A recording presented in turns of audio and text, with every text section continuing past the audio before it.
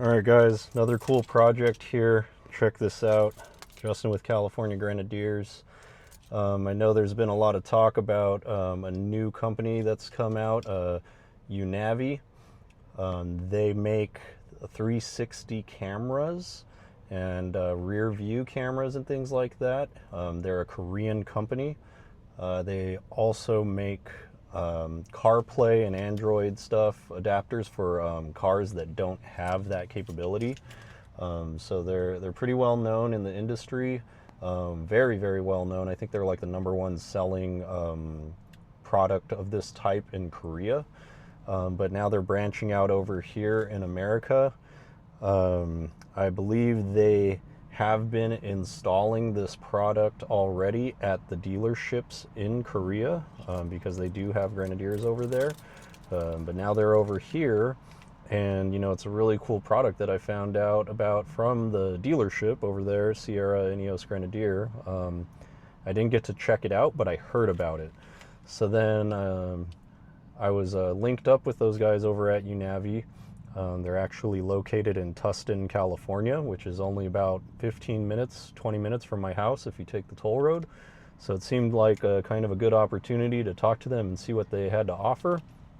So they went ahead and installed this on my car, and it's pretty cool. So I just kind of wanted to go over some of the features and hardware and stuff. So let's see. So it kind of has a neat little startup screen. You guys will see, hopefully. That's pretty nifty. Gives you a little bird's eye view. Fun. And then it shows you the two different camera angles. So this is kind of like a rear 360 kind of view. This is a 360 kind of view, and it shows you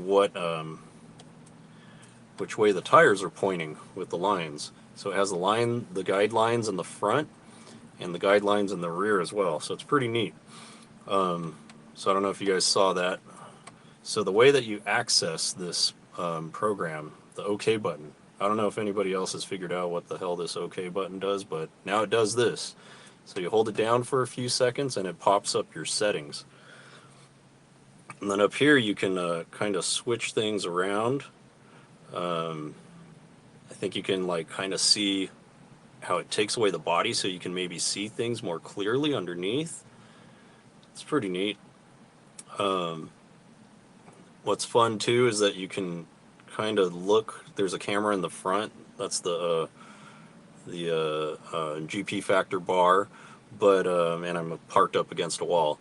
But when you're using that out on the road or on the trail, that's a really useful feature because you can't really see what's in front of you or down below the hood line. So that's kind of nice, especially if you're alone, off-roading alone, you don't have a spotter. That could be very useful. The other cool thing is that you got left and right cameras. So that's the left. As you can see, it's kind of looking off to the side. So there's that car. You can see the back of that car up in the image. And then you got the right. That's kind of showing the right side of the vehicle. This is an interesting overlay. I mean, there's all kinds of different views you can see. Then here's the rear camera that they replace. So they replace the factory camera with this new higher definition camera that's a little bit, sticks out a little bit more, so you don't get as much of the tire cut off. I imagine if you have a stock rig, you're not going to see any of the tire probably. So that's kind of neat, and it's high def. I think it goes up to 4K. Then down here you got your setup, and you can, it's cool, you can select your car model and stuff like that. Let's see. So you can choose the brand, the type, Grenadier. I think they have like Quartermaster in there or something. But you can change the color. It's kind of fun. It has like the different rooftops, I think. So you can change the color of what pops up, or let's see if that works. There, now it's the Cella green. That's pretty nifty. I think that's kind of a neat little kind of Easter egg thing. and then you can turn that 3D animation off if you don't like it from the startup. You can control different things like when things are triggered, how long they stay on. Let's see here. Oh, that was in car model. So let's change it back to my car color, which is Scottish white. And there it is. Pretty cool. So that's the camera feature for the front, the rear, and the sides. I'll go over the hardware, but we'll just turn that off. And then here's the other cool feature. I mean, pretty standard. You know, there's lots of companies that make these rear view cameras. I never felt the need for one, but now that I have one, it's pretty cool because now I've got a clear picture of what's behind me. And you know, it takes some getting used to because I'm used to the rear view mirror being obscured, and I'm really used to just driving without the center mirror. My Jeep had 40s, so I had a spare 40 that just entirely blocked the rear window. So I just got used to using my rear view mirrors, the side mirrors. It's good technique anyway. But with this is very useful because now it's clear as day, like everything that's behind me, and it records. So that's cool. You know, so if somebody rear ends me or something, it'll record that. And the other neat feature is this button here. You can switch it to the front camera. So there's a camera up here as well, and that's what's giving you this image in front. So you've got the front camera up by the windshield. It doesn't mess with the factory camera that's responsible for the advanced emergency braking system or the lane assist or anything like that. Doesn't interfere with that. This is a separate camera, so that's really cool.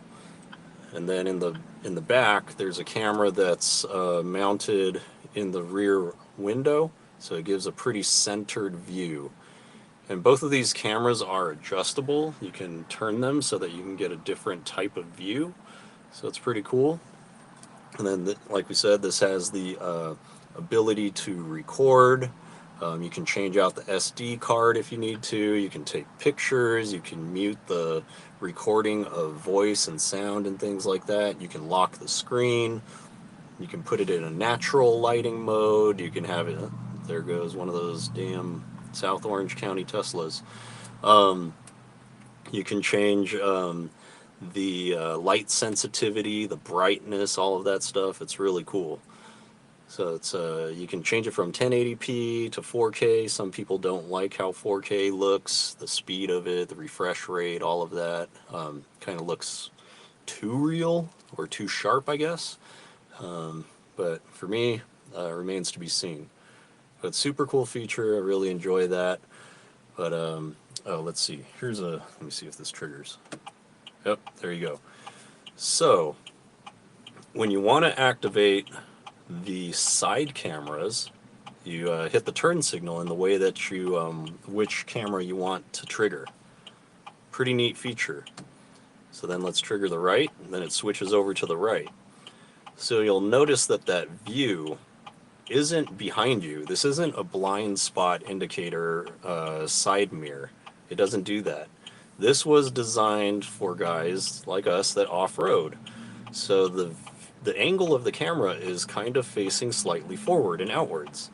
Now the purpose of that is so that you can see how close you're getting to things on either side of you, especially the passenger side. You may not have a good view of that side, how close you are to a ledge, how close you are to a rock or a stump or a, you know, some kind of pit or something, you know. So it's super useful if you're wheeling by yourself or if you don't have a passenger or other vehicles that can spot you, tell you where you are. So it's a super cool feature. You know, you can, and it turns off. You can set it to stay on if you want to and manually deactivate it, or it could deactivate after a few seconds, 20 seconds, 30 seconds, 60 seconds, whatever, or immediately. I have mine set to immediately. And what's neat is that it doesn't trigger while you're driving unless you're below 20 kilometers per hour, I believe they said. So it doesn't interfere with normal, you know, driving style or technique, because you wouldn't want that like kicking off if you're trying to switch lanes on the freeway, that might get confusing with this. You know, I'm trying to switch lanes to the left, all of a sudden that turns on, might be a little bit too busy, too much stuff going on, but maybe some people like that. I don't know, but super cool feature. That combined with the front camera that's down by the grill, the front camera that's up above the window, the 360-degree view, the rear view camera, the reverse camera that you can switch back and forth from with the views. I mean, this is designed and developed for off-roaders, so it's a pretty cool system. Let me see if I can show you guys some of the hardware. Sorry, I'm in the parking lot. My son is at Kumon, so kind of trying to get some stuff done while he's working on his stuff. So here's the camera, and you can see it's facing outwards this way, slightly forward. And what's cool, it's not very obtrusive. All they did was they built this shroud that houses the camera.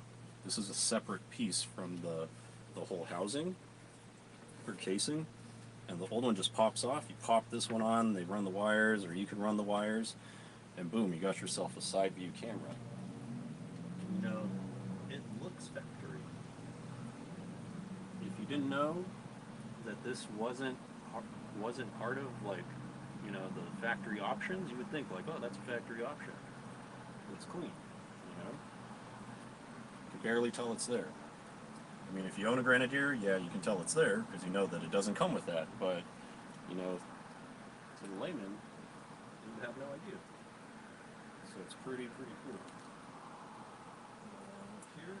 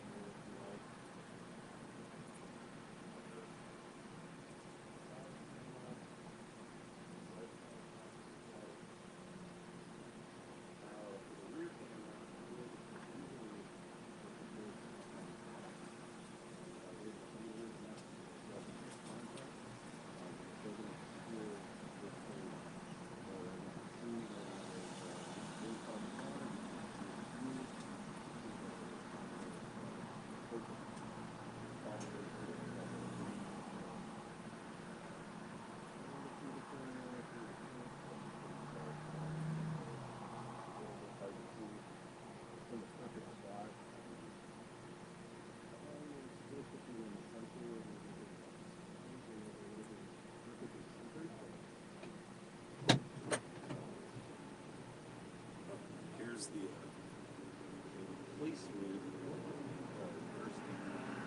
See if a little bit more here sticks out a little bit.